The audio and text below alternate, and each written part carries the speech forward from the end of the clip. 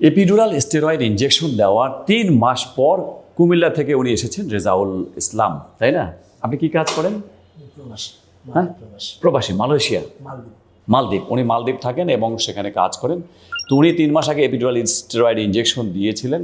এখন আমরা শুনবো তার কাছে স্টেরয়েড ইনজেকশন দেওয়ার আগে এবং পরে। আগে কেমন ছিলেন, এখন কেমন?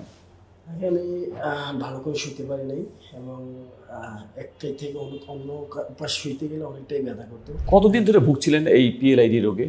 এটা হচ্ছে যে লাস্ট 1 বছর হবে। কি হতো? কোমর থেকে পায়ের দিকে যেত? কোন পা? 2 পাই। 2 পায়ের দিকে কি যেত? ব্যথাটা যেত। ব্যথা, অবশ, ঝিঝি এগুলো যেত না? না, অভিযোগ যেত না। আপনি কতক্ষণ দাঁড়ায় থাকলে বা হাঁটলেই এই ব্যথাটা চলে যেত পায়ের দিকে? সামান্যক্ষণ, এই 2 মিনিট হাঁটলেই আমার ব্যথা, দাঁড়া থাকতে পারতাম না, বসতে হইতো। এরপর আমরা ইনজেকশন দিলাম 3 মাস আগে। ইনজেকশন দেওয়ার পর নিঃসন্দেহে ভালো বলেই তো আমরা এই ভিডিও করছি, কিন্তু এই ভিডিও করার উদ্দেশ্য সেটা নয় যে ইনজেকশন দিয়ে ভালো হয়ে গেলাম, সেটা মূল উদ্দেশ্য না। কিন্তু এই যে ইনজেকশন ব্যাপারে যে আপনাদের ভীতি বা ইনজেকশন দিয়ে সত্যিকারের রেজাল্টগুলো যে ভালো হয় এবং এগুলো যে আপনাদেরকে জানানো দরকার, এই জন্য আমাদের আসলে এই রিভিউ ভিডিওগুলো আমরা শুরু করছি এবং আমাদের ইচ্ছা আছে আরও অনেক রিভিউ ভিডিও আমরা করব। আসলে আমরা সাক্ষাৎকার ভিত্তিক এই ভিডিওগুলো করার অতটা অবকাশ পাই না বলে আপনারা জানেন না। তো আমরা চেষ্টা করছি এগুলো আস্তে আস্তে আস্তে আস্তে আপনাদের সামনে উন্মোচন করা। এবার রেজাউল ভাই বলেন, ইনজেকশন দিতে ব্যথা কেমন লেগেছিল? এই যেমন পিঁপড়া কামড়াচ্ছে এরকম কিছু। ইনজেকশন দেওয়ার কতক্ষণ পর আপনার এই পায়ের দিকের ব্যথাগুলো চলে গেল, বা কতদিন পর? ইনজেকশন দেওয়া এই তো আমি যাই বাসাতে 2 দিন পর থেকে আমি মোটামুটি আলহামদুলিল্লাহ ভালো ফিল করতেছি। ভালো? জি। মানে পায়ের দিকের ব্যথাটা ভালো হয়ে গেল 2 দিন, পুরোপুরি ভালো। এবং আমি 2 দিন পরে এক্সারসাইজ করার মতো মানে আমার পুরো শরীর। দেন ভালো হওয়ার পরে এখন আমি আবার বিদেশ চলে যাবো, তার জন্য আমি আবার আসছি আপনার কাছ থেকে পরামর্শ নিতে। আজকে কাকে নিয়ে আসছেন? আজকে আমার ভাবি সহ, আমি ভালো হয়েছি বিধায় আমার বড় ভাই এবং বড় ভাইয়ের বউ ওনারা নিয়ে এবং ওনার ভাবির, আমরা ডাক্তারের নাম উল্লেখ করবো না, ওনার ভাবির যে সমস্যা, সেই সমস্যার জন্য কতবার ইনজেকশন দিয়েছিল? 10 থেকে 12টা ইনজেকশন দিছে। এই যে জিনিসগুলো হয়, এটা ম্যাল প্র্যাকটিস হয়। আসলে ইনজেকশন নিয়ে ম্যাল প্র্যাকটিস আমি খুবই অপছন্দ করি। যার সত্যিকারই ইনজেকশন প্রয়োজন তাকে ইনজেকশনটা দেওয়া হোক, কিন্তু ওনার ভাবির এই যে 10 বার ইনজেকশন দেওয়া হয়েছিল, এটা খুবই খারাপ। মানে এই ব্যাপারটা খুবই খারাপ, যেটা আমরা কি বলি বলেন তো? আপনারা বললেন যে এখানে আসলে প্রথমত আপনার চিকিৎসা আপনারা রিপোর্ট দেখেন। আপনি রোগীদের উদ্দেশ্যে এই ব্যাপারটা বলেন যে আমরা আসলে কিভাবে চিকিৎসা করতেছি। আপনাকে এসে কিভাবে কি করলাম, এমআরআইটা বুঝিয়ে দিলাম, তারপরে ব্যাপারগুলো ক্লিয়ার করলাম। আমি অনেক জায়গাতে গেছি, ডাক্তারের নাম বলবো না, ওনারা বলছে যে আমার অপারেশন লাগবে।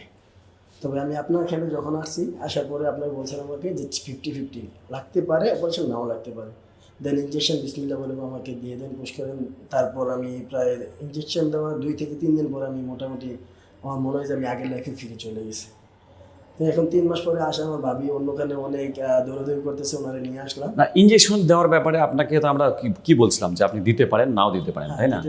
আমরা কখনো কাউকে বলি না যে ইনজেকশন আপনাকে দিতেই হবে। ইনজেকশনটা একটা প্ল্যান, যেটা প্ল্যান, চিকিৎসার প্ল্যান হিসেবে আমরা অপারেশনও বলি, ইনজেকশনও বলি। যার ইনজেকশন তার ইনজেকশনই বলি, এবং এটাও বলি যে আপনার হয়তো জীবনেও অপারেশন লাগবে না, ইনশাল্লাহ আপনি ইনজেকশন দিয়ে দেখেন। আচ্ছা, আর চিকিৎসায় যেহেতু গ্যারান্টি দেওয়া যায় না, সেটা খুবই ইম্পর্ট্যান্ট কথা একটা, যে আমরা কখনো বলতে পারি না যে ইনজেকশন দিয়ে আপনার একদম ভালো হয়ে যাবে, কিন্তু আলহামদুলিল্লাহ বেশিরভাগ রোগী ভালো হয় এবং এই ভিডিওগুলি আমরা করছি। তা রেজাউল ভাই, আপনার 3 মাস ভালো ছিলেন, একদম পুরোপুরি ভালো। আজকে আপনি কি জন্য আসলেন? 100 ভাগের মধ্যে কত ভাগ ভালো ছিলেন 3 মাস? 99.99% ভালো। এখনও কি সেটা? এখনো একটু এক্সারসাইজের মধ্যে আমার একটু ভুল হয়েছিল। দেন আমি যেহেতু বিদেশ চলে যাব, তার জন্য আমি ভালো কথা। আপনি এর মধ্যে কি ফিজিওথেরাপি নিয়েছিলাম? নিয়েছিলেন? নেওয়াতেই আমার একটু ব্যথা ফিল হয়েছে। যেহেতু আমি বিদেশ চলে যাব, তার জন্য আমি আবার আসছি, যেহেতু ভাবি আসছে, একটু ওপিনিয়ন নেওয়ার জন্য আসছে। এখন একটা কথা বলি, ফিজিওথেরাপি মোটেই ভালো, মানে খারাপ জিনিস নয়, এটা কিন্তু ভালো। কিন্তু ফিজিওথেরাপি নেওয়ার ব্যাপারে কথা আমরা বলি যে অনেক সময় উল্টোপাল্টা। আমাদের দেশে খুব এক্সপার্ট, যারা পিএলআইডি এক্সপার্ট ফিজিওথেরাপিস্ট কম, কিন্তু আছে। সেই জন্য ফিজিওথেরাপি, যে কোনো ফিজিওথেরাপি দেওয়া যায় না। আর তীব্র ব্যথার সময় আমরা বলি যে না, ফিজিওথেরাপি না দিয়ে যতটা পারা যায় রেস্ট নেওয়া।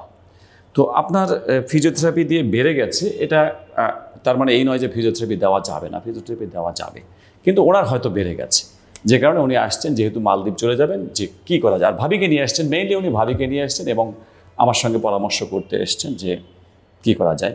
যাই হোক, এখন আপনি একদম আল্লাহর রহমতে 99.99% ভালো। তার মানে এনার কিন্তু আসলেই আর কোনো ইনজেকশন দেওয়ার দরকার নেই। বেশিরভাগ রুগীকে আমরা বলি যে একটি ইনজেকশন দিয়েই আপনার সারা জীবন আপনি যদি ভালো হয়ে যান, আর ইনজেকশন দরকার নেই। মানে একটি ইনজেকশন দিয়ে যদি আপনার 100 ভাগের মধ্যে 70-80% ভালো হয়, আর দরকার নেই। তো ওনাকে আমরা তাই বলেছিলাম। এবং সত্যি সত্যি যদি সিমটম না থাকে, লক্ষণ না থাকে, ওনার আর কোনো অপারেশনের কথা আমরা বলতেই চাই না। লক্ষণটাই আসল, এমআরআইতে আসল না। এমআরআইতে হয়তো চাপ আছে, কিন্তু যদি লক্ষণ একেবারেই না থাকে তখন আমরা অপারেশনের জন্য বলি না। তবে লক্ষণ আবার যদি ফিরে আসে তখন আবারও সিদ্ধান্ত পাল্টে যেতে পারে, অপারেশন লাগতে পারে। তো আমাদের যে দর্শক যারা আছেন তাদের উদ্দেশ্যে মানে আপনার মন থেকে কোনো কথা বলার ইচ্ছা আছে, যে বলবেন কিছু? অবশ্যই। প্রথমত আমি মালদ্বীপ থেকে আপনার ভিডিও অনেকগুলো দেখি, শুধু আপনি অনেকগুলোই ভিডিও আমি দেখতাম ডাক্তারতে ডাক্তার আসছে, বাট আপনার যে কথা বলার স্টাইল বা আপনি যে রোগীর অ্যাকচুয়ালি সমস্যাটা কি ওটা শুনতে চান, নিজের মানে কাছের কারো ভাইয়ের মতো দেখতে চান, কারো বাবার মতো দেখতে চান, ঠিক এরকম খুব কাছের ভাবে মানে আপনি শুনতে চান যে আপনার সমস্যাটা কি। সো ওই কথাগুলা আমি একটু কাউন্ট করি যে না, অন্যের কাছে গেলে মনে হয় যে আমার সবগুলো কথা আমি খুলে বলতে পারবো। প্রায় ডাক্তার আছে যে মুখের কথা বলাই যায় না, প্রেসক্রিপশন দেখে তারপর এমআরআই দেখে কোনো কথা বলার চান্স নাই, দেন ওনারা যা বলে তাই।